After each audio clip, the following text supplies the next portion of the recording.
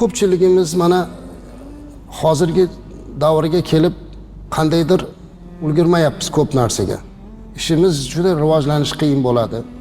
Ish ko'p, oldimizga qo'yilgan maqsad ko'p. Orzular ichida yashaymiz, lekin nimagadir hech ish yurishmaydi. Rizqi keng bo'lmaydi.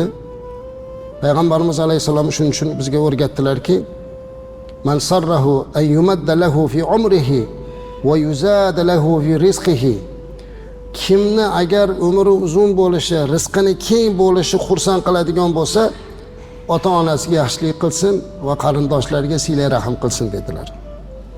Kimni umri uzoq bo'lishini va rizqini keng bo'lishini xohlasa, ota-onasiga yaxshilik qilsin deyaptilar Payg'ambarimiz alayhisalom. İşingiz yurishmay qolsa, ishni yurgizishni chorasini qidirasiz odam. Kimgadir murojaat qilasiz, kimgadir borasiz. Mana shundan qilsam ishim yurisharmikin deb ko'riladi, boshqa deb ko'riladi.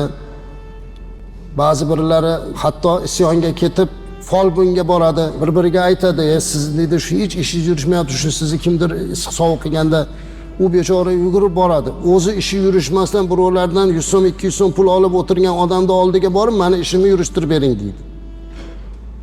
Lekin kaliti uyda turibdi. O'sha rizqini keng qilib yuboradigan kalit uyda turibdi ota-ona. Ota-onaning oldiga bormaydi. Duo olmaydi.